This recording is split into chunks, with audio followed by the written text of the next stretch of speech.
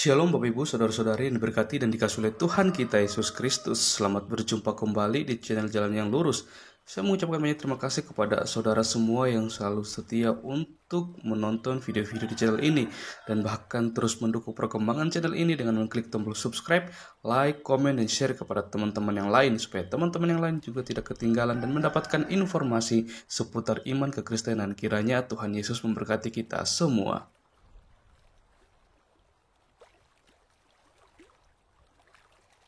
Puji nama Tuhan, saudaraku yang dikasihi dan diberkati oleh Tuhan kita Yesus Kristus.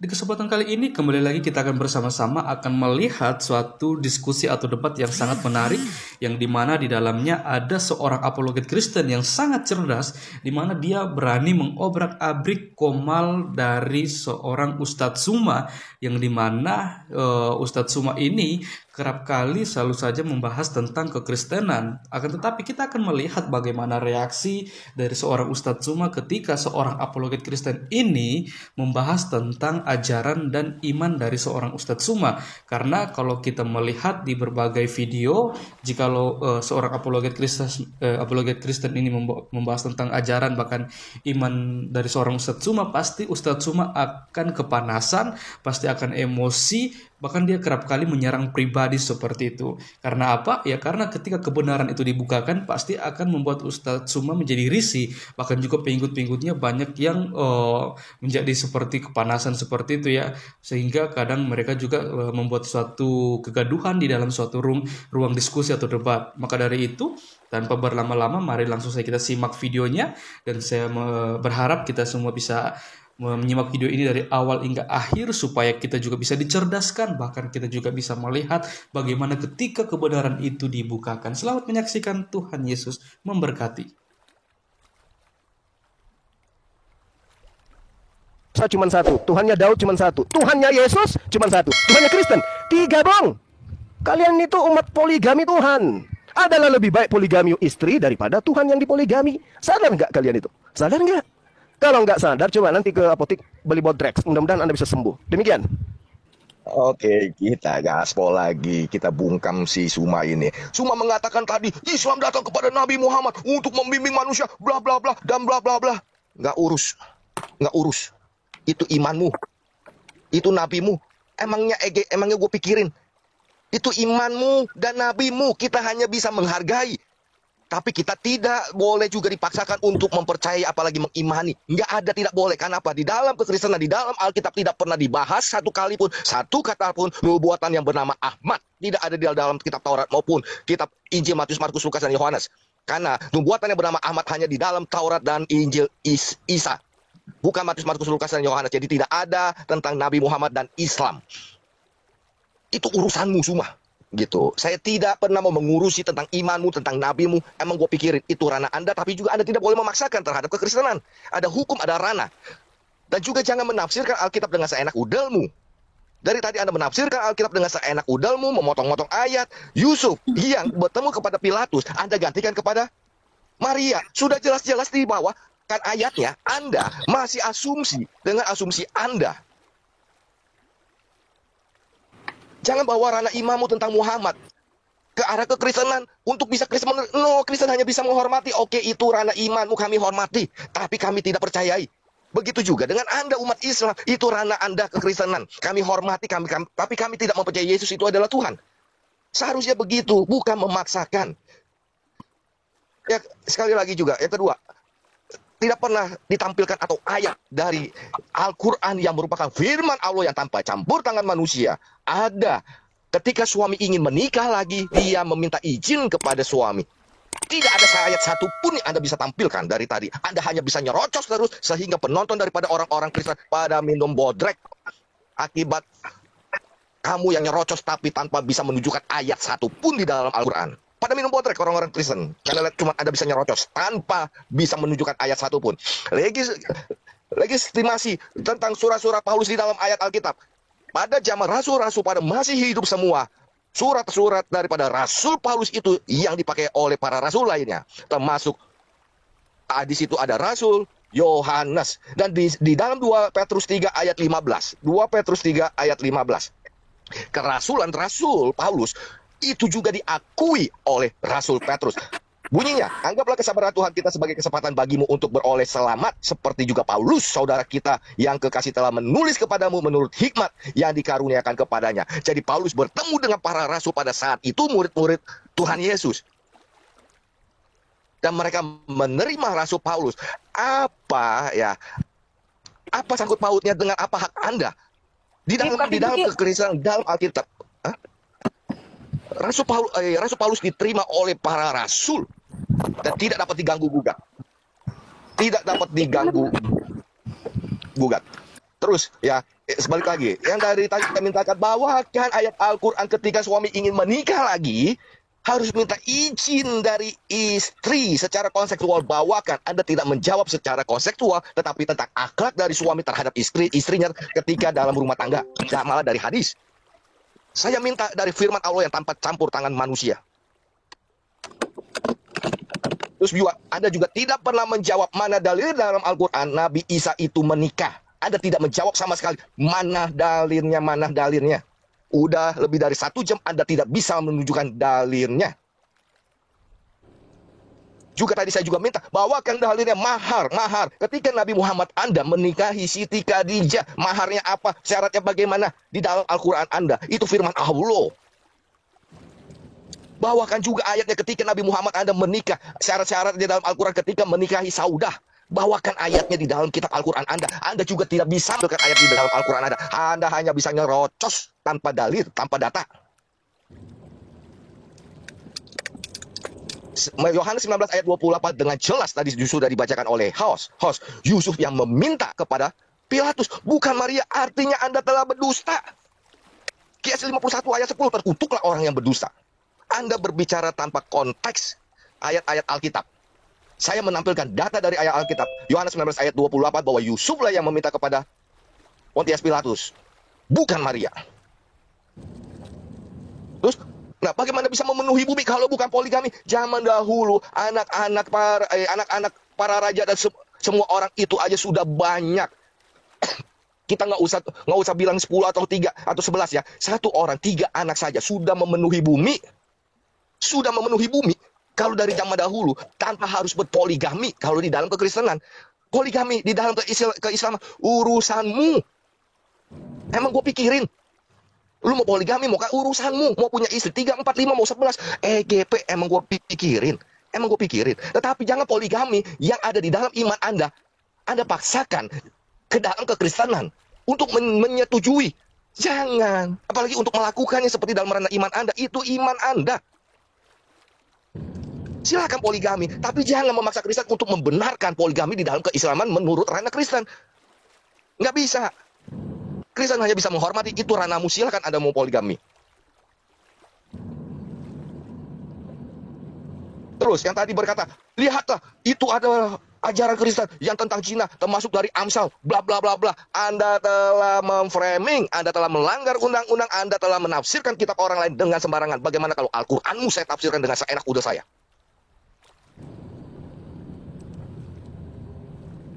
Bagaimana kalau perasaanmu kalau Al-Qur'anmu saya tafsirkan dengan seenak udel saya? Di Amsal dengan jelas mengatakan, Amsal 7 ayat 1 dengan jelas mengatakan, hai anak-anakku, berpeganglah pada perkataanku, simpanlah perintahku dalam hatimu. Ya, ditulis ya. Nah, ayat di bawahnya dengan jelas dikatakan, tunggu bentar. Dengan ini tunggu. Dengan jelas mengatakan, hai anak-anak, dengarkan, perhatikanlah perkataan mulutku, janganlah hatimu membelok ke jalan-jalan perempuan itu dan janganlah menyesatkan dirimu di jalan-jalannya. Jadi perempuan itu yang suka berzina dituliskan di ayat bawahnya, janganlah hatimu membelok ke jalan-jalan perempuan itu dan janganlah menyesatkan dirimu ke jalannya perempuan itu, karena banyak orang yang akan gugur ditewaskan. Itu dengan jelas sangat dikatakan. Jadi bukan diizinkan, hai suami, marilah suamiku sedang bertugas. Itu kan Anda telah memframing, Anda telah berdusta. Padahal ayat di bawahnya dengan jelas, jangan pergi ke jalan perempuan itu. Itu jelas sudah larangan. Sudah jelas-jelas larangan. Dan di Wahyu 22 ayat 15-16 ditulis kata, tapi anjing-anjing, tukang-tukang sihir dan orang-orang sundal, orang-orang pembunuh, penyembah-penyembah berhala dan setiap orang yang mencintai dusta dan melakukannya tinggal di luar. Aku Yesus telah mengutus malaikatku untuk memberikan kesaksian. Jadi tukang-tukang sundal, orang-orang yang suka zina, itu tinggal di luar. tidak boleh berzina di dalam kekristenan. Tidak seperti yang Anda fitnahkan terhadap kekristenan. Jangan suka fitnah cuma. Bagaimana kalau perasaan Anda ketika saya mengatakan di dalam Islam diajarkan untuk berzina? Bagaimana perasaanmu? Cuma Anda juga pasti tidak akan suka. Hargai orang. Anda ustadz, Anda tokoh, tapi Anda tidak bisa menghargai perasaan orang. Anda mengkutak-katik mengartikan ayat Alkitab dengan seenak udalmu. Bagaimana perasaanmu sebagai seorang tokoh ketika ada orang Kristen mengatakan hal yang sama berbalik? Boleh berzina di dalam Islam. Bagaimana perasaanmu? Bagaimana perasaan umat Islam? Pasti yang ada dilaporkan.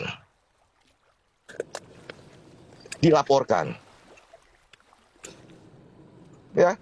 Jadi penonton semua perhatikan, para penonton Kristen di sini dari tadi sudah pada minum bodrek karena congormu, ocehanmu. Karena tidak ada satu ayat pun yang diminta kamu bisa bawakan. Hanya ngoceh tanpa dalil. Mana ayat izin dari istri ketika Jonathan Anda duduk diam, giliran Anda nanti akan diberi bicara. Anda seorang pengacara, intelektual, Anda duduk diam. Terima kasih Bapak Yonatan. Ada waktunya nanti Bapak Yonatan sampai puas untuk menyatakan isi hatinya. Terima kasih. Ya, Anda tidak ada bawakan ayat satupun ketika suami ingin menikah lagi harus minta izin dari suami harus minta izin kepada istri ketika ingin poligami di dalam ayat Al-Qur'an. Anda tidak pernah bawakan. Begitu juga tentang mahar. Ketika Anda menikahi Siti Khadijah, ketika menikahi Saudah, Anda juga tidak bisa membawakan ayatnya dalam Al-Qur'an Nabi Isa Al-Masih mau menikah. Jangan kebanyakan nyerocos tanpa dalil ayat Al-Qur'an. Yang menonton itu sudah pada minum bodrek. Untuk Alif, kalau Anda masih mendengar Alif, ya LGBT di dalam kekristenan di Roma 1 ayat 27. Ya, demikian juga suami-suami meninggalkan persetubuhan yang wajar dengan istri mereka dan menyala-nyala dalam birahi mereka seorang terhadap yang lain sehingga mereka melakukan kemesuman laki-laki dengan laki-laki dan karena itu mereka menerima dalam dirinya balasan yang setimpal untuk kesesatan mereka. Jadi jelas ya, di Roma 1 ayat 27, laki-laki dengan laki-laki itu sesat. Di dalam kekristenan LGBT itu sesat. Kalau ada yang melakukannya, apakah agamanya yang harus disalahkan? Coba para penonton, Anda ketik LGBT Muslim di Arab. Anda ketik LGBT Muslim menikah. Apakah di dalam keislaman, ranah Islam tidak ada LGBT dari pihak Islam itu menikah? Apakah ketika ada dari pihak Islam LGBT itu lalu disalahkan agamanya? Jangan ketika ada jemaat yang melanggar lalu agamanya yang disalahkan.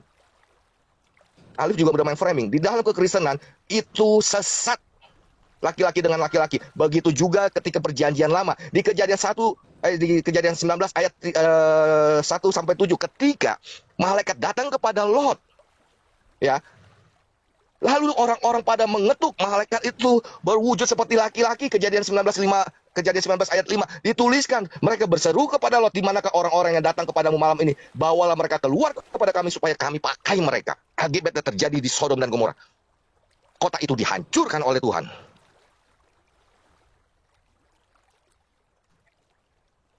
Jadi tidak benar LGBT itu diperbolehkan di dalam kekristenan.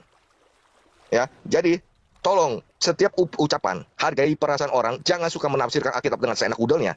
Dan tentang Maria yang tadi sudah terbantahkan dengan ayat Yusuf dari Yusuf itu yang meminta kepada Pontius Pilatus untuk menurunkan Yesus. Oke, silakan. Mosa mungkin silakan. Ya, saya tambahkan sedikit. Bentar Nandar, ini giliranku. Kau tenang. Ya, saya menjawab aja yang tadi Pak Suma asumsikan atau framing tentang ayat Alkitab. Tadi Pak Suma jelas mengatakan mana itu kata Bapa bahwa dia akan merubah Taurat, jangan kata Yesus, jangan kata Paulus. Oke, saya akan kasih ayatnya, Yeremia 31 ayat 31 sampai ayatnya yang ke-34. Bentar saya buka Alkitab dulu ya. Karena Alkitab memang ayat-ayatnya saya hafal. Yeremia 31 ayat 31 sampai ayatnya yang ke-34 bunyinya begini. Ini kata Bapa Yahweh yang berbicara. Sesungguhnya akan datang waktunya. Ingat ya, akan datang waktunya. Demikianlah firman Tuhan. Aku akan mengadakan perjanjian baru dengan kaum Israel dan kaum Yehuda. Bukan seperti perjanjian yang telah kuadakan dengan nenek moyang mereka. Pada waktu aku memegang tangan mereka untuk membawa mereka keluar dari tanah Mesir. Perjanjianku itu telah mereka ingkari.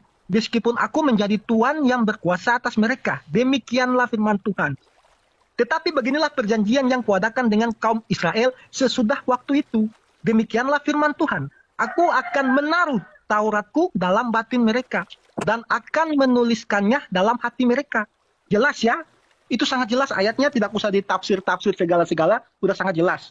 Nah, dan Yesus pun mengatakan hal yang sama. Perjanjian baru, apakah perjanjian baru itu? Yesus katakan dengan jelas, hukum yang pertama dan terutama, kasihilah Tuhan Allahmu dengan segenap jiwamu, dengan segenap akal budimu, dan dengan segenap kekuatanmu. Dan hukum yang sama seperti itu, yaitu kasihilah sesamamu manusia seperti engkau mengasihi dirimu sendiri.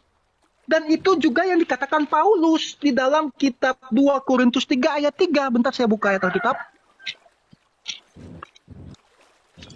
2 Korintus 3 ayat ke-3. Bentar. Bunyinya begini. Ini kata Paulus ya. Karena telah ternyata bahwa kamu adalah surat Kristus yang ditulis oleh pelayanan kami. Ditulis bukan dengan tinta, tetapi dengan roh dari Allah yang hidup. Bukan pada loh-loh batu, melainkan pada loh-loh daging, yaitu di dalam hati manusia. Dan di situ sangat jelas, kasihilah sesamamu manusia. Jika engkau berpoligami, jika engkau berzina atau berselingkuh, apakah itu engkau mengasihi istrimu? Kan tidak. Kasihilah sesamamu manusia seperti dirimu sendiri. Tuhan Yesus mengatakan lagi dengan tegas mengulanginya, jika engkau mau apa yang orang lakukan kepadamu itu baik, perlakukanlah dulu baik kepada mereka.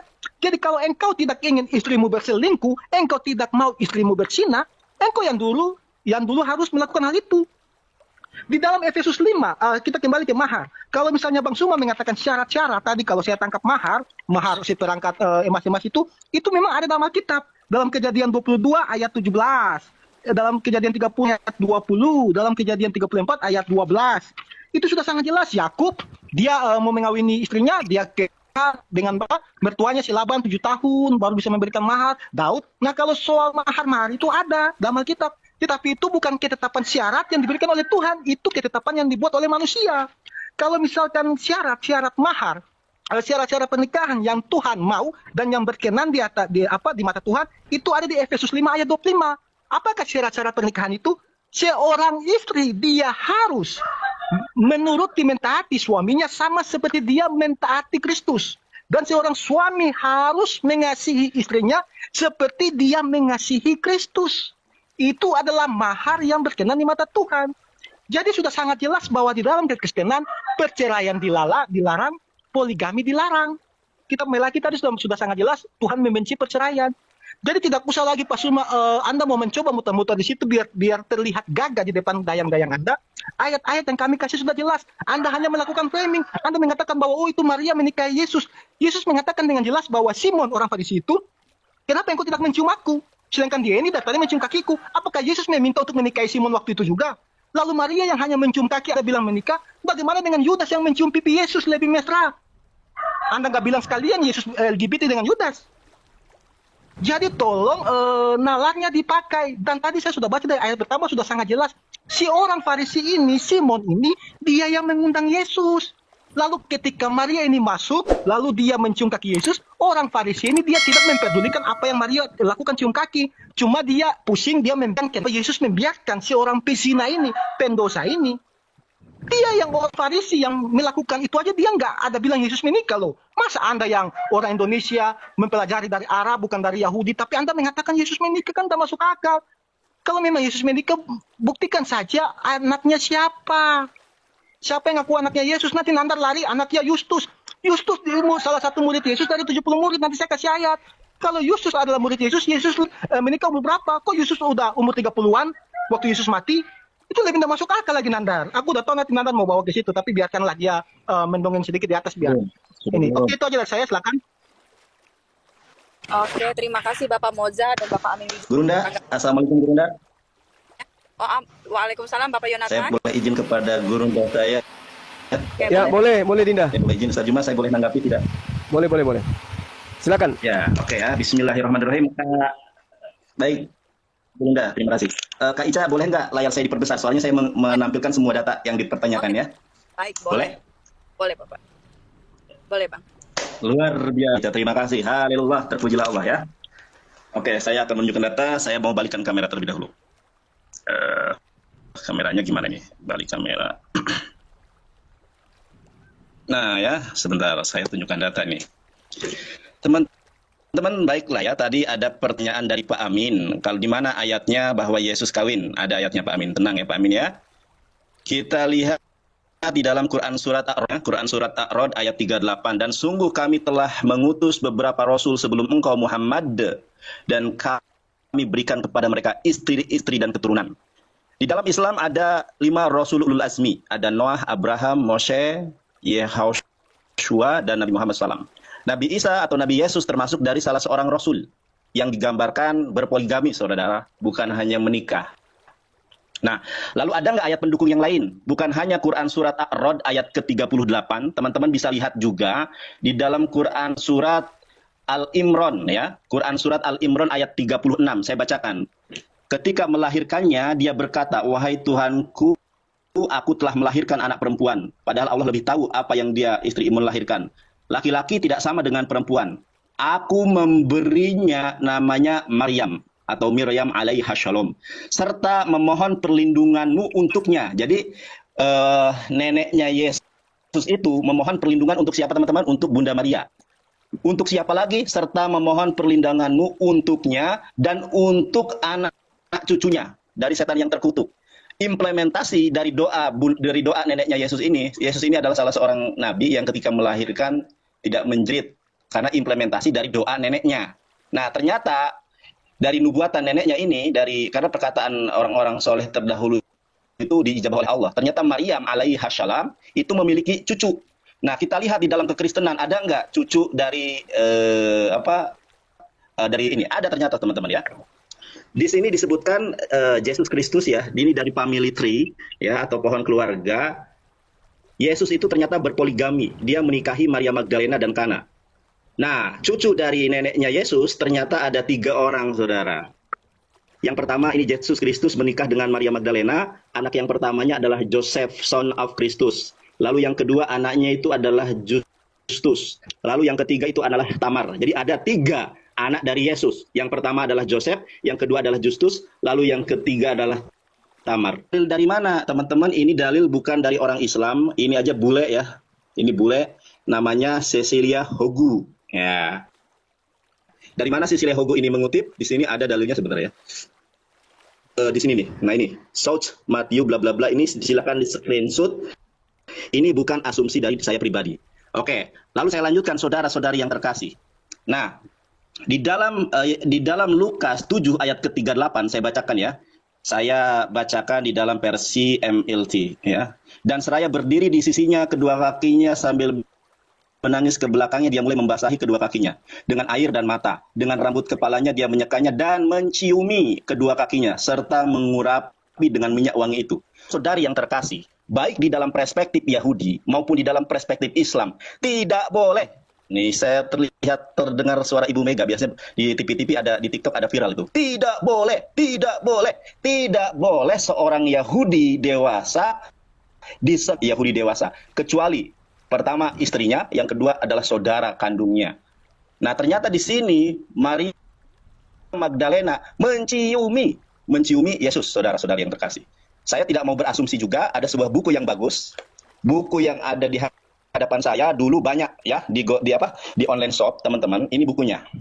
Ya, lagi-lagi buku ini adalah bukan ditulis oleh seorang teolog dari Kristen. Buku ini judulnya adalah Pernikahan Yesus. Ya, yang ditulis oleh Maggie Whitehouse. Maggie Whitehouse ini adalah seorang teolog yang ahli Yunani, ya. Tidak ahli terjemahan, tapi ahli Yunani. Ini data kekristenan, bukan data dari Islam. Oke, kita lihat nih, tapi objektif ya. Kita lihat saudara, kita lihat di sini, di halaman ke-9. Perhatikan baik-baik saudara-saudari yang terkasih. Berbagai cabang Yudaism memiliki penafsiran sendiri-sendiri, baik terhadap Torah maupun Talmud. Tetapi satu hal yang disepakati Yahudi adalah masalah kawin. Perkawinan dianggap penting bagi laki-laki maupun bagi perempuan. Uraian mengenai Torah, saudara-saudari yang terkasih, menyatakan jelas bahwa tidak lengkaplah laki-laki yang tidak menikah. Dan 2000 tahun yang lalu, seandainya Yesus dari Nazaret belum menikah, menjelang umur 18 tahun, dia akan dianggap sebagai makhluk yang sangat aneh, saudara. Lebih buruk lagi, dia tidak akan dianggap sungguh diterima oleh orang Yahudi sebagai rabi, ya, oleh orang-orang Yahudi lainnya. Ini halaman 9, buku judulnya ini. Nah, pertanyaannya, apakah Ini siapa yang berisik ya? Kak Ica, mohon di-mute dulu kalau boleh.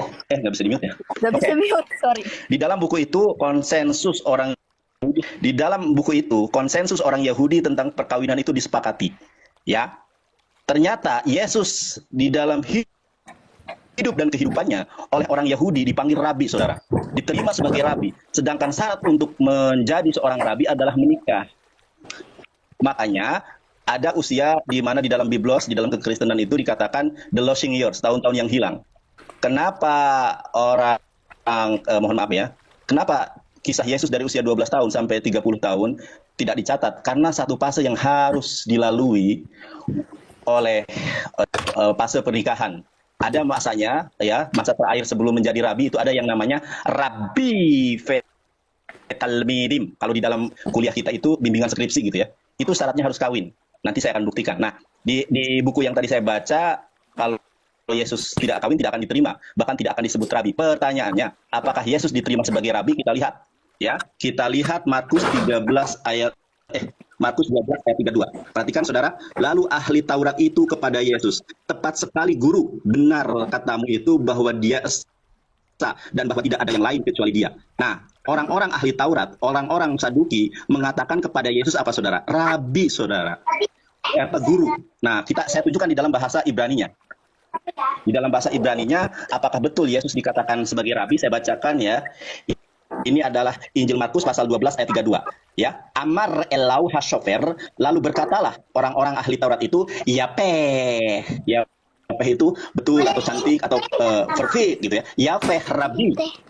Betul sekali, ini tulisannya ya, res, ada patah, kemudian ada hirik ya, rabi. Betul sekali rabi. Ternyata orang-orang ahli Taurat menyebut Yesus adalah rabi. Sedangkan syarat mutlak seorang disebut rabi adalah kawin. Saya bacakan secara lengkap. Amar elau hashofer yafeh rabi. Emet, benar tuh. Ini emet ya. Benar. Amarta, apa yang kau kan? She'ehadhu wa in od milbado. Betul sekali guru bahwa dia itu esa. Tidak ada yang lain kecuali dia, wahai Yesus. Dan ternyata memang betul yang dikatakan oleh Guru Juma ya. Ajaran yang benar itu adalah ajaran yang menyembah Allah yang esa. Atau Allah Subhanahu wa taala yang esa. Tuh. Lalu bagaimana menurut orang-orang Yahudi sendiri saudara? Kita lihat nih. Ini adalah sebuah website milik orang Jewish Center Surabaya ORG ya.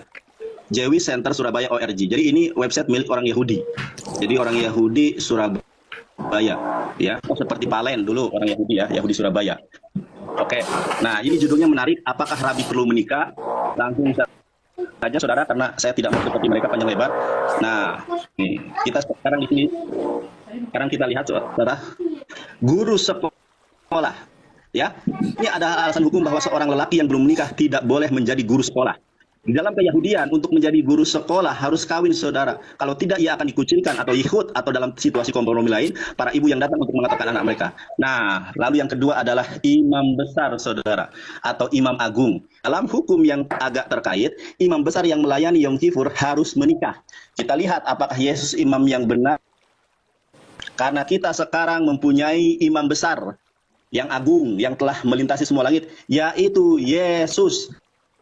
Ternyata syarat menjadi seorang rabi yang agung itu saudara, kawin. Dan buah dari perkawinan Yesus dengan Maria Magdalena, dengan Lydia, ini dengan Maria Magdalena ya, punya 3 anak. Dan sekali lagi, website-website yang menyatakan Yesus punya anak, atau literasi dan referensi yang mengatakan Yesus kawinan poligami, itu bukan dari Islam, tetapi dari Kristen. Jadi datanya internal mereka sendiri ya, sangat jelas. Terima kasih.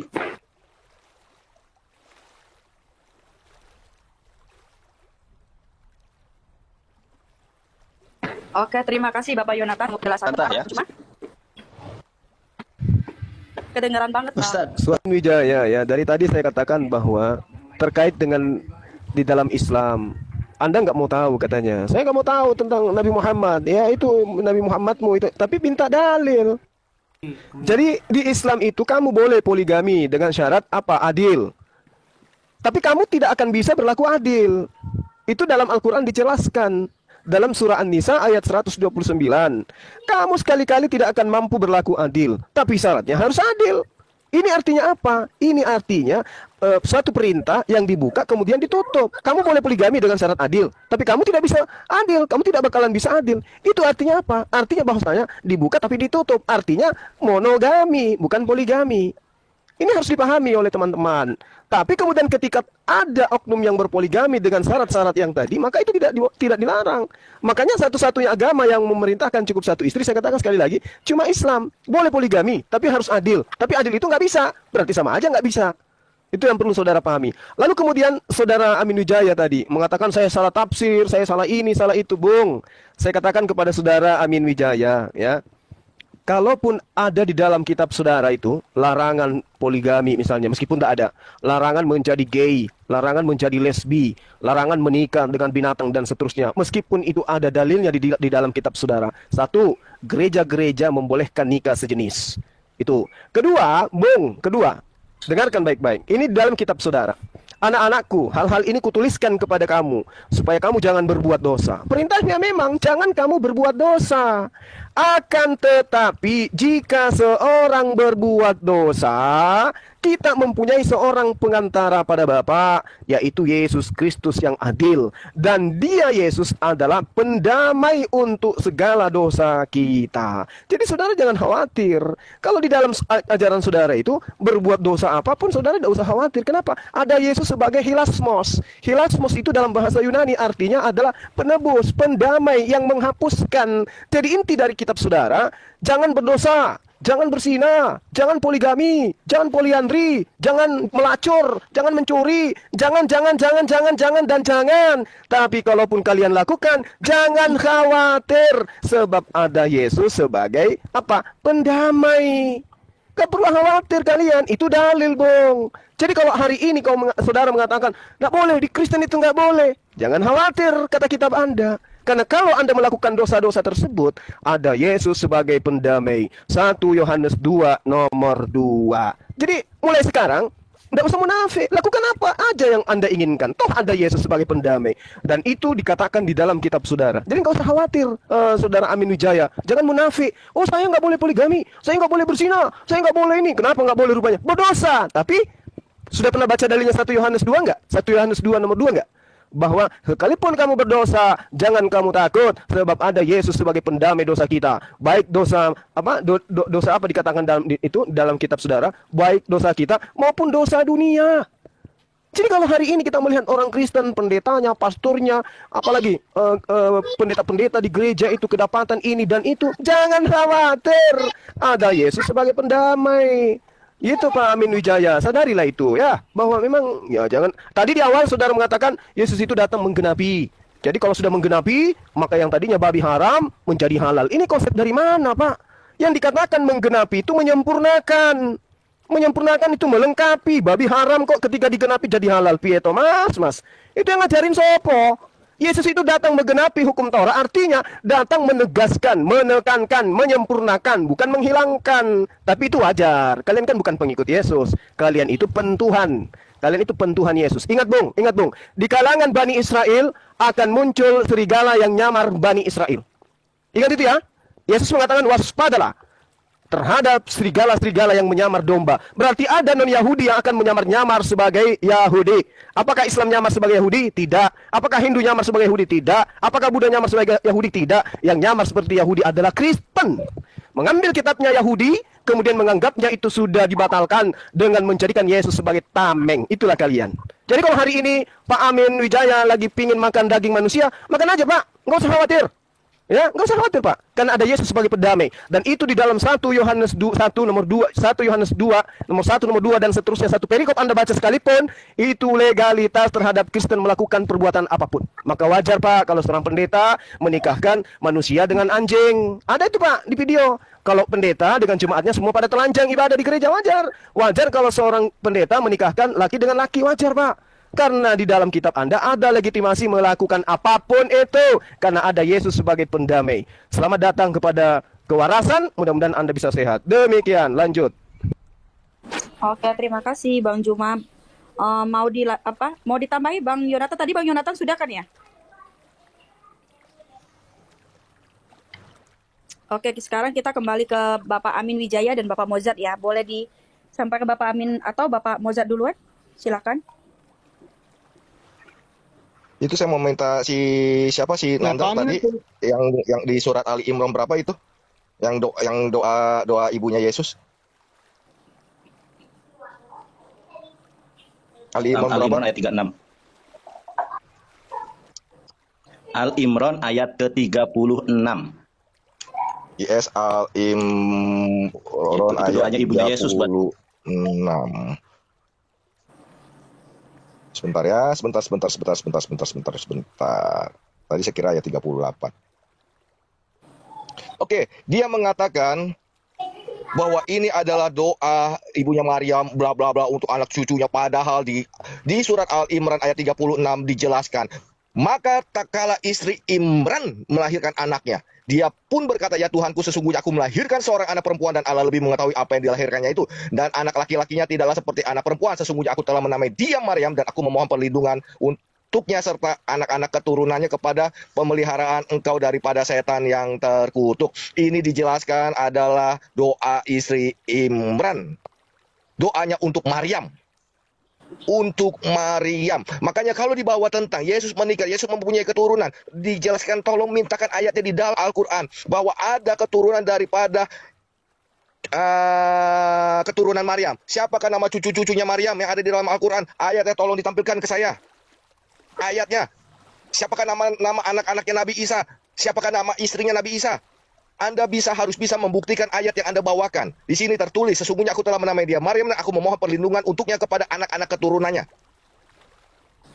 Jadi tolong bawakan, Anda perkuat ayat yang Anda bawa sendiri, ini bumerang untuk Anda. Bawakan ayatnya, siapakah nama istri daripada Nabi Isa di dalam Al-Quran. Jangan mengambil dari Alkitab. Siapakah nama cucu-cucunya daripada Maryam.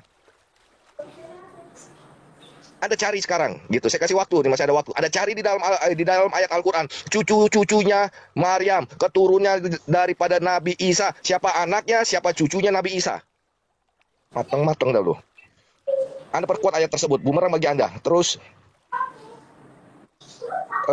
nah, dia membawakan seorang perempuan yang meminyakinya, lalu dia sangkut pautkan itu dengan pernikahan di Kana. Anda seorang pengacara, seorang intelektual, ya. Anda harus bisa membaca konteksnya. Jangan mencomot satu ayat disambungkan dengan Kana. Di dalam ayat Lukas tersebut, seorang perempuan yang terkenal yang sebagai berdosa, ketika perempuan itu mendengar bahwa Yesus sedang makan di rumah orang Farisi. Yesus ada di rumah orang Farisi. Bukan pernikahan Yesus. Datanglah ia membawa buil-buil pualam berisi minyak wangi. Sambil menangis, ia pergi berdiri di belakang Yesus dekat kakinya, lalu membasahi kakinya dengan air matanya dan menyekanya dengan rambut. Kemudian ia menciumi kakinya dan minyaknya dengan minyak wangi tersebut.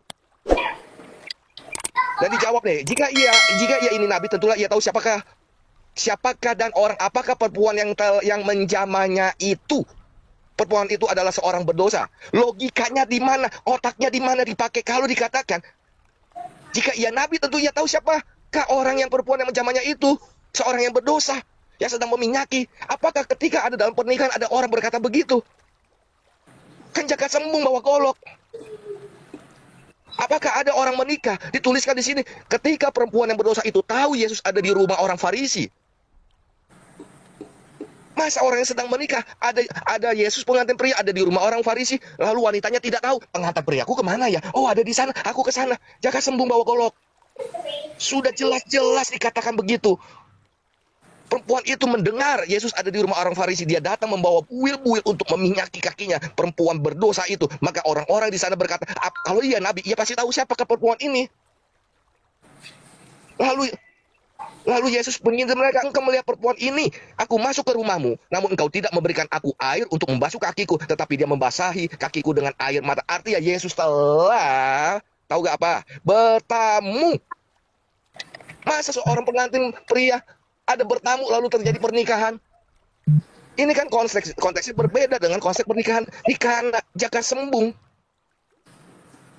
Ketika aku datang ke rumahmu, engkau melihat aku masuk ke rumahmu, maka engkau tidak memberikan aku air untuk membasuh kakiku. Murid-muridnya mana ini kok nggak membasuh kakiku kok nggak dibasuh? Tapi perempuan ini tiba-tiba datang ketika mendengar Yesus ada di rumah orang Farisi. Sambungannya di mana dengan pernikahan, jaka sembung. Dan tentang Maria di Yohanes 11 ayat 1 sampai 4, ada seorang yang sakit, Lazarus.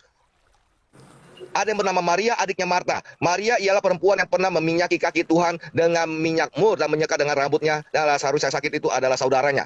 Kedua perempuan itu mengirim kabar kepada Yesus. Tuhan, dia yang engkau kasih sakit. Adakah seorang pengantin wanita memanggil suaminya dengan Tuhan, dia yang engkau kasih sakit? Sampai terpisah. Sampai mengirim kabar. Tuhan, dia yang engkau kasih sakit. Dijelaskan, Maria ialah perempuan yang meminyaki kaki Tuhan. Bukan Maria adalah istri Yesus. Ini kan jaka sembung, Sinandar. Lalu di Yohanes 12 ayat 3 dan 8. Maka Maria mengambil setengah kati minyak nawastu murni yang mahal harganya. Lalu ia meminyaki kaki Yesus. Ya, Yohanes 12 ayat 3 sampai 8. Di situ Yudas melihat, mengapa tidak kau jual saja itu minyak wangi? Mengapa engkau harus habiskan di sini, tidak menjual dan bagikan kepada orang miskin? Kok bisa berani Yudas kalau itu pernikahan? Yudas menegur. Kalau memang itu pernikahan. Kenapa Yudas bisa berkata, kenapa tidak dibagikan saja ke orang miskin lalu menjual? Lalu Yesus berkata, biarkanlah dia melakukan hal ini mengingat hari penguburanku. Pada saat Maria sedang meminyaki kaki Yesus, mengurapi dengan minyak dan sebagaimana, itu Yesus mengatakan mengingat hari penguburanku. Halo, jelas gak suara saya? Sister, jelas semua nih gambar ini. Jelas ya. Jelas. Jadi bukan tentang pernikahan, Sister. Ya, tolong nanti Yohanes 12 ayat 3 sampai 8. Dengan jelas, untuk biarkanlah dia melakukan hal ini untuk mengingat hari penguburanku, bukan pernikahanku. Jaka sembung lagi. Nah, tentang pernikahan di Kana, Yohanes 2 ayat 1 sampai 9. Pada perkawinan di Kana, di situ dikatakan ya, mereka kehabisan anggur. Mau apakah engkau daripadaku, ibu, saat ku belum tiga? Adakah pengantin pria sedang duduk-duduk, sedang tidak ngapa-ngapain, lalu ibunya datang? Pasti sedang melayani tamu dan sebagaimana. Yes. Come on, come. Masakah ada pengantin pria disibukkan? Sebelum pernikahan Kana itu, Yesus berkata kepada murid-muridnya, pergilah dahulu, nanti aku akan menyusul. Adakah seorang pengantin pria tidak standby di tempat pernikahannya? Kan ini jaka sambung. Malah murid-muridnya yang datang di pernikahan Kana. Pernikahan Kana dengan yang minyak yang diurapinya itu jauh banget peristiwanya. Pada saat Yesus bertamu di tempatnya orang Farisi dengan pernikahan Kana, ketika Yesus dan murid-muridnya diundang. Yohanes 2 ayat 1 dan 9. Yesus dan murid-muridnya diundang juga ke perkawinan itu. Itu jelas dikatakan. Hello, jaka sembung bawa golo. Sidor, selamat datang di kebenaran. Anda mau framing Alkitab, Alkitab mampu menjawabnya. Dan juga tentang Rabi itu harus menikah. Ya, bukan dibawa dari Alkitab, tetapi dari asumsi beberapa orang. Beberapa teks. Menjadi satu pertanyaan menarik. Apakah Yesus itu Rabi menurut orang Yahudi pada saat itu adalah ahli-ahli Taurat dan orang Farisi? Bawakan ayatnya di mana ahli-ahli Taurat dan orang Farisi memanggil Yesus itu Rabi. Tidak ada. Yang ada adalah murid-muridnya. Jadi Yesus tidak pernah dianggap Rabi oleh ahli Taurat dan Farisi. Tetapi Yesus dianggap apa? Matius 9 ayat 2 sampai 3. Maka dibawa oranglah kepadanya seorang lumpuh yang berbaring di tempat tidur. Ketika Yesus melihat iman mereka, berkatalah kepada orang lumpuh itu, percayalah hai anakku, dosamu sudah diampuni. Maka berkatalah beberapa orang ahli Taurat dalam hatinya, ia menghujat Allah. Yesus bukan dianggap Rabi oleh ahli Taurat dan Farisi, tetapi seorang penghujat Allah. Matius 26 ayat 64 sampai 66. Jawab Yesus, engkau telah mengatakannya, akan tetapi aku berkata kepadamu, mulai sekarang kamu akan melihat anak manusia duduk di sebelah Allah di sebelah kanan yang maha kuasa dan datang di atas awan-awan di langit. Maka imam besar itu mengoyakkan pakaiannya dan berkata, ia menghujat Allah. Untuk apa kita perlu saksi lagi? Yesus baik ahli-ahli Taurat, orang-orang Farisi, bahkan imam besar orang Yahudi pada saat itu tidak pernah mengatakan Yesus itu Rabi, tetapi mengatakan sebagai penghujat Allah. Untuk semua, ini room diskusi, tanya jawab, pakai data. Yang saya katakan, tidak mengurusi imanmu, tidak mengurusi poligami karena Anda mau memaksakan, mencoba untuk bisa dimengerti di dalam kekristenan, bisa diterima di dalam kekristenan. No, kekristenan tidak pernah menerima. Kekristenan hanya bisa menghormati, itu ranah imanmu. Tetapi ketika di dalam diskusi, wajib harus pakai data. Di dalam diskusi tidak boleh memaksakan. Iman karena Anda harus dipaksakan ke dalam kekristenan. Itu tidak boleh. Selalu dikatakan akhlak, akhlak, itu akhlak. Yang saya tanyakan, bawakan ayatnya di dalam Al-Quran Anda. Ketika suami ingin berpoligami, harus izin istri. Dari tadi Anda mengatakan tidak secara jelas semat akhlak suami kepada istri. Tapi bukan ketika ingin menikah, ingin berpoligami. Anda tidak bawakan satu ayat pun dari tadi. Ambil itu repot ya. Please lah, help mama. Adil dalam poligami. Dia bilang, di dalam keislaman, adil harus dalam berpoligami. Emang gua pikirin. Itu ranah imanmu. Gua nggak pernah nanya tentang adil dalam berpoligami. Gue tidak pernah nanya.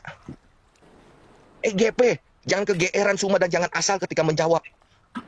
Penonton semuanya host, apakah saya ada menyinggung tentang keadilan dalam berpoligami? Tidak ada. Tidak ada. Yang saya tanyakan adalah mana ayatnya ketika suami ingin kawin lagi poligami harus meminta izin istri. Itu pun dari perkataanmu harus izin istri. Dari perkataanmu lah saya minta ayatnya di dalam Al-Quran. Anda bisa berkata-kata tetapi tidak menampilkan ayat. You open TV. Ayatnya Anda tidak banyak tampilkan. Tapi Anda meminta kekristenan untuk menampilkan Anda. Menampilkan banyak ayat untuk Anda. Jangan jadi munafik. Lakukan ketika diminta ayatnya keluarkan, termasuk Nabi Isa Al-Masih itu menikah. Nandar, itu sudah dijawab sama Alif tadi. Saya meminta ayat Nabi Isa Al-Masih itu menikah di dalam Al-Quran. Dan juga tadi ingat Nandar, ya Anda harus bisa perkuat ayat tersebut. Keturunan Maryam itu siapa saja? Siapa istrinya Nabi Isa Al-Masih? Siapa anaknya Nabi Isa Al-Masih, cucunya Maryam? Siapakah cucunya Nabi Isa Al-Masih? Siapakah cicitnya daripada Maryam? Kau tampilkan untuk perkuat ayat tersebut. Ingat, Al-Quran tidak boleh ada satu pun pertentangan di dalamnya, Nandar. Kau harus membela Al-Quranmu. Tentang LGBT semua, larangan LGBT, ya kan? Banyak gereja buktinya menikahkan. Tidak semua gereja, hanya segelintir kecil gereja yang menikahkan. Tetapi itu bukan ajaran. Tunggu bentar ya bro. Saya lagi live bentar. Itu bukan ajaran. Sudah dijelaskan tadi. Bantahan-bantahan tidak boleh laki-laki dengan laki-laki. Sama seperti Islam tadi saya mengatakan, tidak boleh ada LGBT di dalam Islam. Tetapi Anda cek di Google, Anda cek di YouTube, LGBT di Arab, LGBT Muslim menikah, imam gay di Australia. Banyak. Tetapi ketika ada LGBT Muslim menikah, ada imam gay di Australia, ada LGBT di Arab, apakah harus disalahkan tentang Islamnya, tentang Al-Quranmu semua? Apakah Al-Quranmu harus disalahkan? Imanmu harus disalahkan? Islammu harus disalahkan? Kalau memakai paradigmamu, ya kan, yang tetap menyalahkan iman kekristenan, Alkitab kekristenan yang Anda bawa, berarti Anda juga harus bisa menyalahkan hal ini. Tapi saya tidak melakukan seperti Anda. Saya berbeda dengan Anda. Saya menghargai perasaan orang, saya menghargai perasaan manusia, saya menghargai perbedaan agama. Tidak seperti Anda. Islam tidak mengajarkan LGBT, tetapi kalau ada oknum-oknum dalam Islam yang melakukan LGBT, itu mereka telah melanggar ajaran daripada Islam, ajaran daripada Quran. Di sini kita edukasi penonton, siapakah karakter yang jauh lebih baik. Kalau kesalahan daripada umat tidak diserempetkan kepada ajaran agamanya. Karena ajaran agama, dua agama, Islam dengan Kristen, melarang LGBT. Ajaran Yesus, jangan berzina, banyak. Matius 5 ayat 27, kamu telah mendengar firman, jangan berzina. Matius 19 ayat 18, jangan membunuh, jangan berzina. Markus 10 ayat 19, jangan mencuri, jangan berzina. Lukas 18 ayat 20, jangan berzina. Roma, jangan berzina. Dan tadi dia mengatakan, tadi saya, di 1 Yohanes 2 ayat 1 sampai 6. Ini hanya mengambil satu ayat. Kebanyakan Suma perhatikan semuanya. Ketika Anda berdiskusi dengan Suma, dia hanya mengambil satu ayat, memotong ayat-ayat. Saya bacakan ya. 1 Yohanes 2 ayat 1 sampai 6. Anak-anakku, hal ini kutuliskan kepadamu supaya kamu jangan berbuat dosa. Namun jika seorang berbuat dosa, kita mempunyai seorang antara pada Bapa, yaitu Yesus Kristus yang adil. Dan ia adalah pendamaian untuk segala dosa kita, dan bukan untuk dosa kita saja, tetapi untuk dosa seluruh dunia. Untuk seluruh dunia, bukan untuk kekristenan saja, seluruh dunia semua.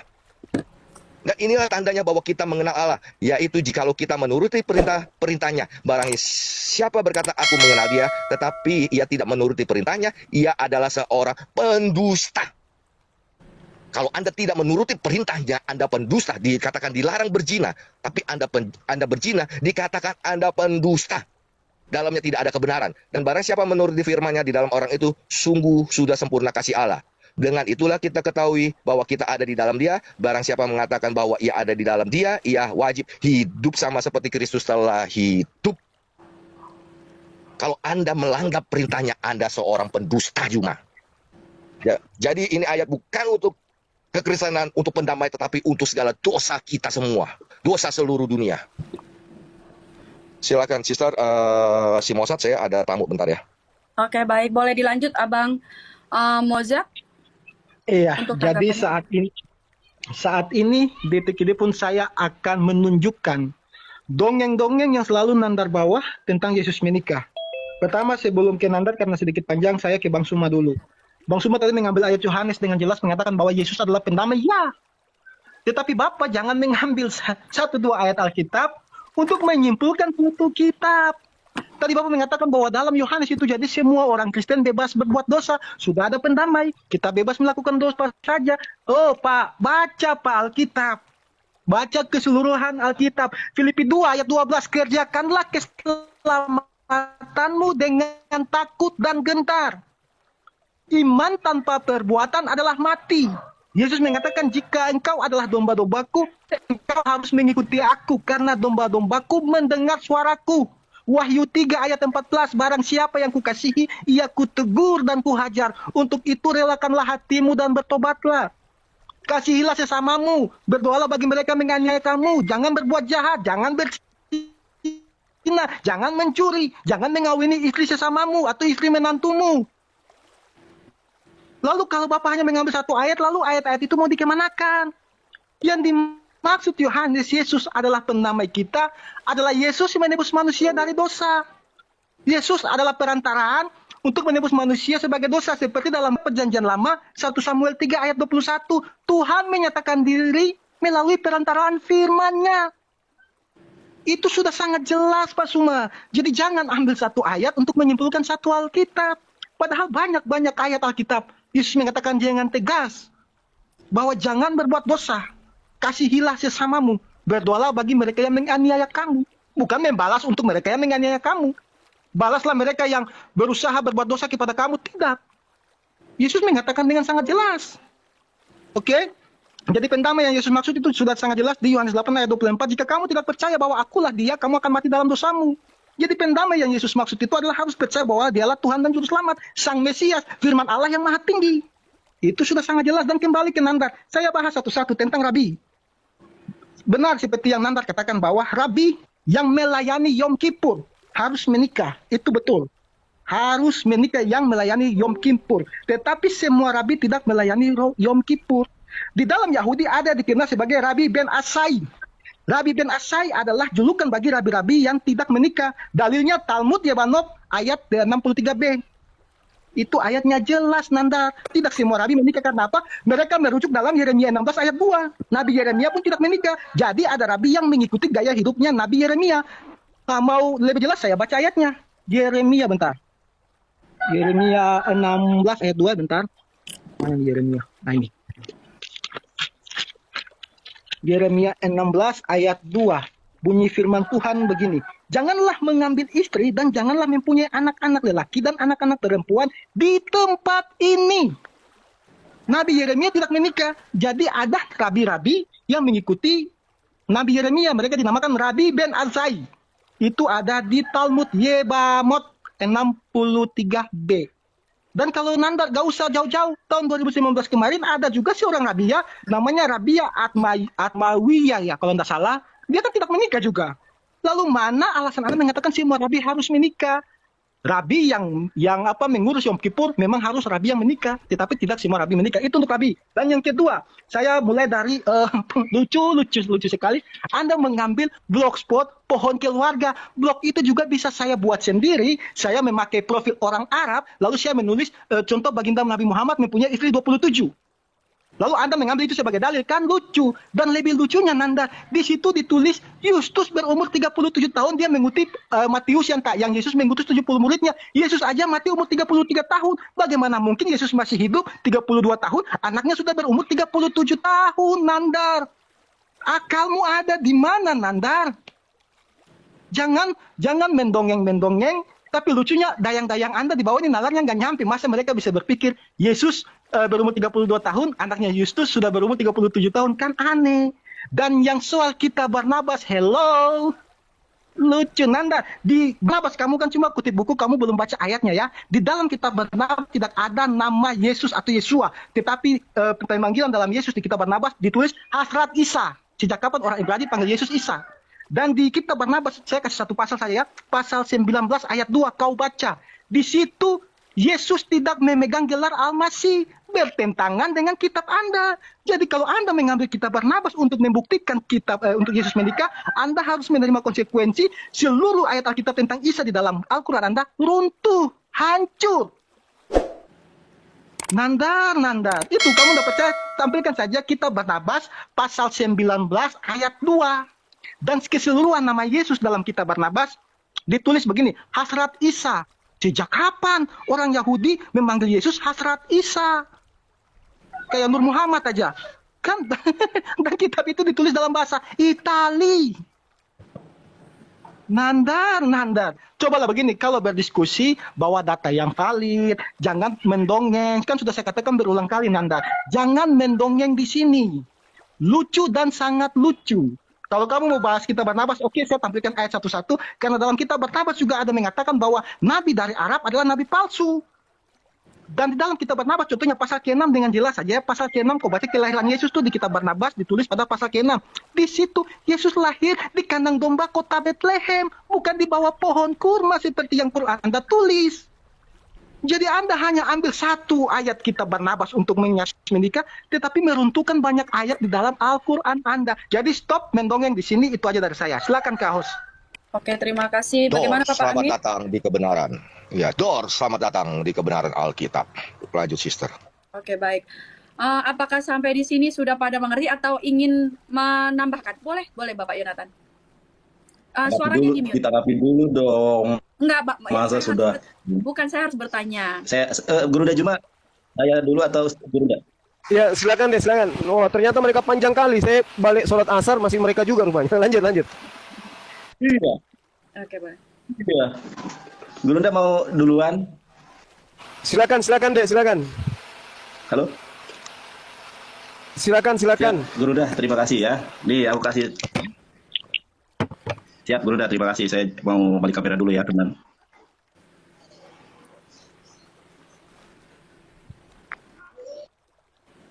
Sebentar, salah terima. Oke. Jadi saya tidak Kak Ica yang cantik, mohon boleh dibesarkan. Oke, baik.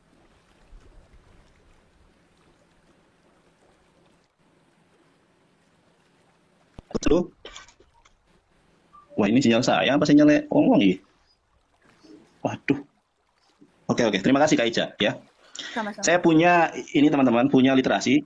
Ya, terima kasih Kak Ica atas sebuah buku yang lagi-lagi dikarang bukan oleh orang Islam. Jadi objektivitasnya sangat objektif ya. Sangat kredibel. Ulasan Injil Maria Magdalena. Banyak ayat yang mendukung bahwa Yesus Kristus memang punya istri cantik, saudara, yang bernama Maria Magdalena. Dalam Injil Maria Magdalena ayat 1 sampai 6, Petrus berkata kepada Maria, "Kami tahu cinta guru terhadapmu beda dari cintanya terhadap wanita-wanita yang lain, saudara. Beritahukanlah kami apa saja yang dapat kau ingat dari apa yang pernah disampaikannya kepadamu, sesuatu yang belum kami dengar sebelumnya." Petrus dapat merasakan kekuatan Maria. Ia dapat merasakan kekuatan setiap kata yang terucap olehnya. Ia pun sadar betul ya bahwa kekuatan ini karena sang guru terhadapnya. Pertemuan antara cinta seorang murid dan seorang guru melahirkan energi yang sungguh sangat dahsyat. Jadi ada sosok yang istimewa di sini, yaitu sosok Maria Magdalena. Tadi Anda berbicara tentang Justus, saudara Mojad Alveru. Saya punya Alkitab berbagai bahasa. Bahasa Yunani saya punya, bahasa Ibrani saya punya, bahasa Arab saya punya. Ya, kita lihat nih, rujukan dari ayat yang Mojad bilang Lukas 10 ayat 1, ternyata Lukas 10 ayat ke-1 teman-teman itu banyak tambahannya. Bukan hanya di dalam terjemahan. Jadi penambahan di dalam gospel itu penambahan dalam original teks juga. Ini ya. Ini bukunya, kitabnya. Teman-teman lihat ya, The Greek Lukas 10 ayat 1. Ya, coba Lukas 10 ayat 1 ada tanda kurung, saudara. Ini bukan tanda kurung biasa, ini tanda kurung yang jebloskan ke dalam original. Kalau terjemahan ada tanda kurung wajar, saudara, itu sebagai tafsiran. Tetapi kalau ada ya original teks ditambahi tanda kurung, siapa, saudara? Ini ya. Nah, ini yang bukunya tuh ditambahi kan. Nah, kita lihat di dalam Kodeks Vatikanus dalam online, sama nggak dengan buku Gang? Biar lebih efisien, kita lihat online saja. Sebentar ya guys. Oke. Kita lihat the online Greek Bible. Saya bacakan ya. Meta de tauta anedeisen ho kurios etoros evodomen konta duo. Ada tambahan di dalam original teks. Jadi yang diutus oleh Yesus di dalam Lukas 10 ayat ke-1 itu ada perbedaan pendapat. Di dalam original teks, di dalam terjemahan itu 70. Jadi rujukan Mojad aja itu ayat yang ditambahi. Padahal Wahyu 22 ayat ke-18 bahwa Alkitab itu enggak. Tapi pada prakteknya saudara-saudari yang terkasih ada penambahan. Ya, kai avestilen hautos ana duo. Nah, ada di sini, ya kan? Oke lah, kita pada urgensinya bukan membahas tentang autentisitas kitab suci. Kita akan bahas lagi terkait pernikahan Yesus, saudara. Ya, pernikahan Yesus itu, saudara, ini pakar Ibrani ya. Kalau saya bukan pakar Ibrani, teman-teman. Ada di teman Kristen ini, saudara Kristen ini pakar Ibrani, sekolahnya saja di Israel. Siapa dia? Ibu Rita Wahyu. Ya, Ibu Rita Wahyu mengampu, saya sangat hormat kepada beliau ya, cantik juga dan berkudung. Sarapan pagi Biblika, ya. Ternyata ada 13 tahun Yesus menghilang. Mohon maaf, dari 12 tahun sampai 30 tahun ada yang disebut dengan the lost year of Jesus, di mana Yesus berada ketika berusia 12 sampai 30 tahun. Ini pakar Ibrani dari Kristen loh ya, lebih pakar daripada saya. Saya pakar Ibrani Ibu Rita Wahyu. Di Ibu Rita Wahyu menjelaskan kenapa Yesus itu menghilang, saudara, dari usia 12 sampai 30 tahun. Anda cari sampai botak kepala kita, kalau cari kisah dan bagaimana hidup Yesus dari usia 12 sampai 30 tahun tidak ada. Yesus menikah, saudara. Oke, ya. Nah, ini ya. Kurang dekat layar saya. Nah, ini ya. Tahapan-tahapan pendidikan Yahudi. Kenapa Yesus menghilang, saudara? Karena Yesus belajar. Yesus itu belajar dan dia dididik untuk menjadi rabi Yahudi. Di sini ada terpampang dengan jelas tahapan-tahapan pendidikan Yahudi atau Hinuk adalah sebagai berikut. Yang pertama, Mikra, Misnah, Misfot, Talmud, ya. Dalam level madrasah pada usia 20 tahun pada zaman Tuhan Yesus ada Bait Midrash yang dikenal dengan Beit Hillel, House of Hillel. Tradisi bekerjasama dengan Beit Shammai, ya.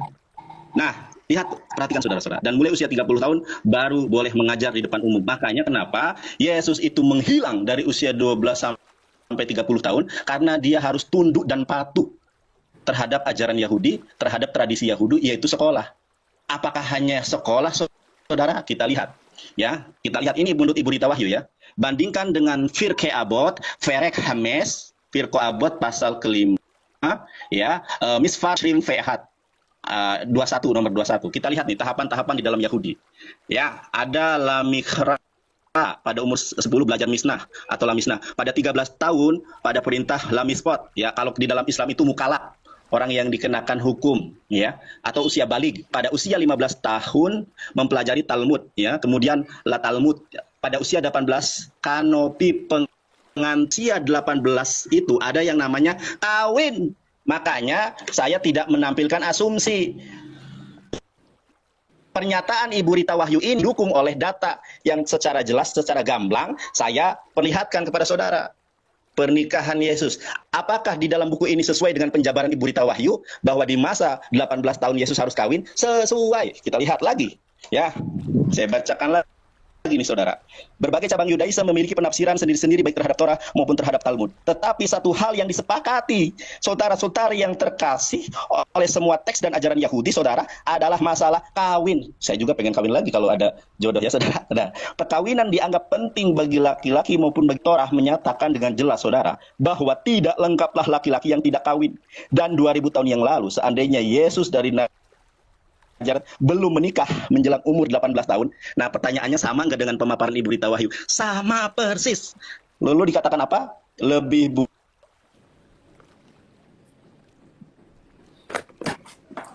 Suaranya dia tidak akan disungguh-sungguh diterima sebagai guru. Pertanyaan Pak Adi, ya, ternyata orang Farisi itu tidak seperti yang Pak Amin sampaikan. Sebentar Pak, sebentar Kaica. nggak putus-putus, Di Bang. dalam ajaran Injil, ya di dalam yang apa yang tertulis. Halo. Udah jelas. Halo, gimana sekarang Kak Ica? Iya, udah bisa. Tadi agak sedikit. Sudah jelas, saya ulangi ya. Ya, ulangin lagi, Bang. Yang mana? Oke, saya ulangi lagi ya. Kak Ica, terima kasih atas atensinya, luar biasa perhatiannya. Saya ulangi lagi ya. Dari ini sudah tadi putus-putus nggak yang ini? Dari awal aja, ya, dari situ aja berbagai cabang. Berbagai cabang Yudaisme memiliki penafsiran yang berbeda. Oke, dari berbagai cabang Yudaisme itu memiliki penafsiran yang berbeda-beda, saudara. Masalah hukum, masalah Talmud, dan lain sebagainya. Tetapi dalam masalah kawin, itu mereka ada konsensus, kesepakatan. Makanya di sini disebutkan seandainya Yesus dari Nazaret belum menikah, menjelang umur 18 tahun, dia akan dianggap sebagai makhluk yang sangat aneh. Pak Amin tadi mengatakan tidak ada orang Yahudi yang menyebut Yesus rabi, hanya para murid. Ini juga salah. Lebih buruk lagi, dia tidak akan sungguh-sungguh diterima guru oleh orang-orang Yahudi lainnya. Pertanyaannya, apakah Yesus diterima sebagai rabi oleh orang Yahudi? Kita buka Koreksi, dalam ahli bahasa Taurat, Ibrani. saya mengatakan ahli Taurat, Farisi, dan imam. Koreksi, saya tidak mengatakan Yahudi. Ahli Taurat, Farisi, dan imam besar. Oke, ini ahli Farisi ya. Sekarang, ya baik Pak Amin atas atas interupsinya. Nah, kita lihat nih saudara. Di dalam Markus 12 ayat ke-32. Di sini sangat jelas dikatakan amar ahli Taurat loh. Makanya kalau kita lihat di dalam Markus, coba kita lihat ya, mana tadi? Nih. Nah, coba teman, ini lihat nih. Dor, Pak Amin kena tembak sama Injilnya sendiri. Markus 13 ayat 32. Lalu kata ahli Taurat itu kepada Yesus, tepat sekali guru, benar katamu bahwa dia esa. Nyata orang-orang Yahudi, orang-orang Farisi, orang-orang Saduki menyebut Yesus guru. Wah, ini terjemahan evangelis. Ada nggak original teks? Kita lihat nih. Benar nggak Yesus dibilang rabi? Ada ini. Teman-teman, ini screenshot, screen recorder. Ya, perlihatkan kepada Bambang Nursena atau Ibu Rita Wahyu. Benar nggak pemaparan saya? Di sini dikatakan, Kak Ica, Amar Elau Hasofer, ya. Berkatalah orang-orang yang ahli Taurat itu, Yahweh. Yahweh itu dalam bahasa Ibrani sebenarnya cantik ya. Kalau untuk perempuan ganteng gitu ya. Yahweh, kalau untuk perempuan Yahweh. Yahweh apa di sini? Nah, benar itu ternyata ini maskulin. Yahweh Rabi. Betul luar biasa kalau kita exactly Rabi itu. Di sini tertulis apa? Res patah, bet ada hirik ya. Hirik itu dalam Islam kasroh. Rabai, beturu, Rabi. Emet benar, amarta apa yang kau katakan, seehadhu wein od milbado. Benar sekali guru bahwa dia itu adalah esa wein dan tidak ada yang lain od milbado. Ada di sini teman-teman Kristen dapat pengajaran bahwa Yesus dan orang-orang Yahudi itu menyepakati bahwa Yesus itu adalah rabi, dan yang kedua adalah Yesus mengajarkan ketauhidan, bukan mengajarkan Tritunggal. Tidak mengajarkan oneness, tetapi orang-orang Yahudi dan Yesus mengajarkan bahwa tidak ada yang lain kecuali hanya Allah Subhanahu wa taala. Subhanahu wa taala dalam bahasa Ibrani El-Kedusim wa El-Lion, Tuhan yang Maha Suci lagi yang Maha Tinggi. Itu tadi datanya. Belum selesai evangelis. Belum. Tadi aja panjang lebar saudara-saudara yang terkasih. Ya. Kemudian apa lagi nih? Tadi guru sudah. Nah, oke ya, jadi gini, prinsipnya teman-teman yang aku kasihi, jadi saya sangat hormat kepada Pak Amin yang tidak menghujat, luar biasa, ya, dan kepada Al-Faru, mohon belajar kepada Pak Amin. Al-Faru kadang suka mancing-mancing gitu ya. Nah, di sini Yesus mengajarkan keesaan Allah, saudara. Kita lihat di ayat ke-29-nya ya. Markus 12 ayat ke-29, jawab Yesus. Yang terutama ialah dengarkan hai orang Israel, Tuhan kita adalah Allah, Tuhan itu esa. Kalau dalam bahasa Ibraninya, Payomer Yehoshua Hamashiach, Shema Yisrael, Adonai Eloheinu Adonai Echad. Dengarkanlah, Bani Israel, Tuhan kita adalah Allah Subhanahu wa taala yang Maha Esa. Kayaknya sudah deh, Ustaz atau Guru Najma, mohon maaf ya kepanjangan. Itu saja dari saya, kurang lebihnya mohon maaf yang sebesar-besarnya. Mudah-mudahan dapat diambil manfaatnya. Terima kasih Kak Ica atas atensinya. Silakan Guru. Oke, saya naik dulu. Oke, terima kasih. Ya, Kak Ica, saya naik dulu Kak Ica. Jangan mereka terus lah. Enggak bisa Bapak Billy. Sorry Bang Billy, sorry Bang Billy. Billy, kamu belajar jadi Kristen yang baik. Sorry maaf. Di sini ini penyampaian dari Bang Juma sama Bang Jonathan dulu. Nah, nanti kita ada gilirannya gitu. Jadi Oke. Mantap. Lanjut semua. Iya. Oke. Ya. Jadi Jadi gini, saya cuman menyikapi terkait 1 Yohanes 2. Jadi sudah dibuktikan ya, Anda mengimani Yesus itu 100% manusia. Sebagai 100% manusia, pantas tidak Yesus itu menikah? Pantas. Kecilin nak, kecilin. Jadi pantas kalau Yesus itu menikah. Jangan dilarang, karena dia juga manusia 100%. Jangan egois. Oke, baik saudaraku, kita bersama-sama telah melihat serta menyaksikan bagaimana keberlangsungan suatu diskusi atau debat yang sangat menarik, dan kita juga bisa melihat bagaimana seorang apologet Kristen ini, yaitu Bro Edis, dia sangat luar biasa. Dia bisa membungkam, bahkan mematahkan setiap argumentasi dan narasi dari setiap para polemikus dan juga Ustadz Suma. Dan kita melihat bagaimana ketika suatu kebenaran itu dibukakan, apalagi itu berkaitan dengan iman, keyakinan dari seorang Ustadz Suma ini, pasti akan menimbulkan suatu respon atau reaksi yang sangat tidak terpuji seperti itu, yang dimana mereka pasti akan kepanasan, bahkan menyerang seorang apologet Kristen atau Bro Edis ini. Dan ketika mereka membahas tentang kekristenan, tentang Alkitab, ya mereka sangat begitu berkoar-koar. Ketika disanggah, malah mereka beranggapan bahwa mereka lah yang lebih baik, mereka yang lebih benar dalam mentafsirkan, bahkan menjelaskan tentang iman Kristen itu sendiri. Entah mengapa ketika membahas tentang iman mereka, mereka pasti akan kepanasan. Dan mereka pasti akan melakukan berbagai macam cara untuk menjatuhkan orang lain atau lawan debat mereka tersebut seperti itu. Tapi walaupun begitu demikian cara mereka untuk menjatuhkan, kita bisa melihat bagaimana Bro Edis ini, dia sangat cerdas, dia sangat luar biasa. Dengan hikmat Tuhan, dia bisa mematahkan setiap tuduhan liar dari seorang Ustadz Suma bersama kawan-kawannya, bahkan mematahkan setiap argumentasi yang dibawakan oleh mereka. Ya, kalau saya melihat ketika diskusi ini berlangsung, saya bisa melihat dan menilai bagaimana karakter dari seorang Ustadz Suma dan juga kawan-kawannya. Bagaimana, apakah mereka bisa dijadikan suatu panutan atau contoh seperti itu? Tapi selebihnya kita serahkan kepada setiap pemirsa atau penonton yang menyaksikan keberlangsungan diskusi atau debat itu sendiri. Bahkan kita sendirilah yang bisa memberikan penilaian apakah setiap data dan argumentasi yang mereka bawakan itu bisa dibuktikan kebenarannya atau malah sebaliknya. Oke, baik saudaraku, dan kita berdoa supaya melalui diskusi ini, supaya banyak orang di luar sana yang boleh melihat kebenaran, melihat keselamatan yang hanya ditemukan di dalam Yesus Kristus. Saudaraku yang terkasih, saya teringat dan akan membagikan satu bagian firman Tuhan yang ini juga sangat memberkati saya secara pribadi. Saya akan membacakannya di dalam Injil Yohanes pasal yang ke-6, ayat yang ke-44. Di situ dikatakan, tidak ada seorang pun yang dapat datang kepadaku jikalau ia tidak ditarik oleh Bapa yang mengutus aku, dan ia akan kubangkitkan pada akhir zaman. Saudaraku yang dikasihi dan diberkati oleh Tuhan kita Yesus Kristus, Allah telah menarik dan memanggil kita untuk datang kepada Kristus. Makna atau arti dari kata menarik ini atau memanggil adalah tindakan Allah memberi kesempatan bagi setiap manusia untuk mendengarkan pernyataan-pernyataannya. Bahkan Kristus sendiri berkata, aku akan menarik semua orang. Kita bisa melihat di dalam Injil Yohanes pasal yang ke-12 ayat 32.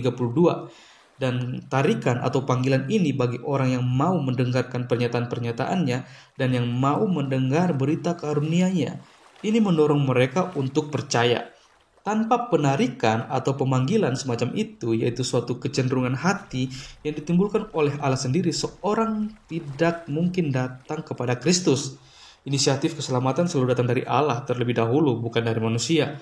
Orang tidak mungkin bersandar pada pengertiannya sendiri.